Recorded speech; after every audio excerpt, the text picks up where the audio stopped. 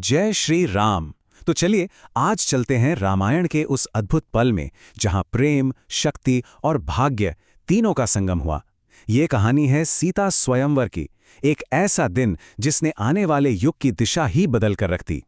सोचिए, जब राजकुमारी सीता ने सभा में पहली बार राम और लक्ष्मण को देखा तो उनके कोमल रूप को देखकर मन में एक मीठी सी चिंता हो गई। दिल में प्यार तो था, पर एक डर भी था, क्योंकि भाई सच्चा प्रेम अपने साथ अक्सर ऐसी ही चिंताएं तो लाता है। मिथिला में राजा जनक ने अपनी लाडली बेटी सीता के लिए एक बहुत बड़ा स्वयंवर रखा, लेकिन इसमें एक पेंच था। एक ऐसी शर्त रख दी उन्होंने जो आप कह सकते हैं लगभग नामुमकिन थी। एक ऐसी प्रतिज्ञा जो इतिहास में हमेशा के लिए दर्ज होने वाली थी। और ये कोई मामूली धनुष नहीं था। अरे ये तो स्वयं भगवान शिव का दिव्य धनुष था। पिनाक मतलब एक ऐसा शस्त्र जिसमें आप सोचिए पूरे ब्रह्मांड की शक्ति समाई हो। उसे हिला पाना भी किसी आम इंसान के बस की बात नहीं थी। राजा जनक के इस बुलावे पर कौन नहीं आया था।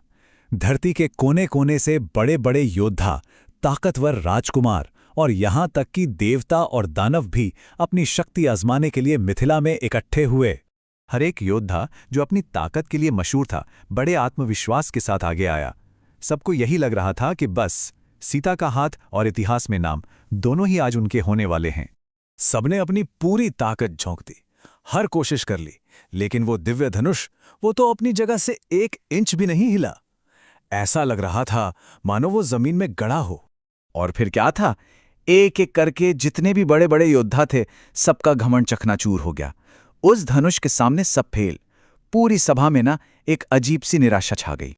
अब अपनी आंखों के सामने हर किसी को फेल होते देख राजा जनक का दिल दुख से भर गया। बहुत भारी मन से वो खड़े हुए उस खामोश सभा से कुछ कहने के लिए। उनकी आवाज में ना दर्द और शर्मिंदगी दोनों साफ छलक रही थी। उन्होंने पूरी सभा के सामने अपना दुख बयान किया। उन्हें लगने लगा था कि उन्होंने जो ये प्रतिज्ञा ली है ना, वो उनकी अपनी बेटी के लिए ही एक बोझ बन गई है। मतलब वो एक ऐसी मुश्किल में फंस गए थे कि क्या करें। एक तरफ बेटी का भविष्य था तो दूसरी तरफ अपने वंश का मान सम्मान, और दोनों में से किसी एक को चुनना उनके लिए बहुत ही मुश्किल था।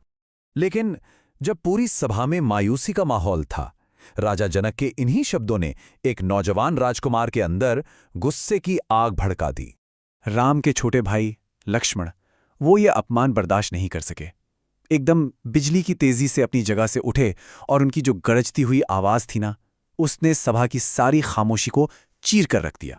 वो दहाड़ कर बोले, जिस सभा में रघुकुल के सूर्य श्री राम मौजूद हों, वहां कोई ऐसी बात करने की हिम्मत भी कैसे कर सकता है। अगर मेरे गुरु मुझे आज्ञा देना तो ये पुराना धनुष तो क्या, मैं तो पूरे ब्रह्मांड को एक गेंद की तरह उठाकर फेंक सकता हूं। बस तभी राम के गुरु महर्षि विश्वामित्र ने माहौल को संभाला। उन्होंने लक्ष्मण को शांत रहने का इशारा किया और फिर एक हल्की सी मुस्कान के साथ राम की तरफ देखा। वो जानते थे सही समय आ गया था। गुरु की आज्ञा मिलते ही श्री राम उठे। उनके चेहरे पर कोई अहंकार नहीं था, कोई घमंड नहीं, बस एक दिव्य शांति थी। और वो उस धनुष की तरफ ऐसे चले जैसे कोई शाही हाथी अपनी ही मस्ती में चलता है। उस एक पल में समझ लीजिए पूरे ब्रह्मांड की नजरें उन्हीं पर थीं। अब सभा में जो लोग बैठे थे, उनके मन में पता नहीं क्या क्या चल रहा था। कुछ हैरान थे, कुछ को यकीन ही नहीं हो रहा था, तो कुछ के मन में एक नई उम्मीद जगने लगी थी। कुछ लोग मजाक भी उड़ा रहे थे और कुछ बस उस दिव्य बालक को एकटक देखे जा रहे थे। पूरी सभा ने जैसे अपनी सांसें ही रोक लीं। ये वो पल था जो इतिहास बदलने वाला था। एक दिव्य कहानी का क्लाइमैक्स और एक महाकाव्य की शुरुआत। जय श्री राम। सब्सक्राइब करें।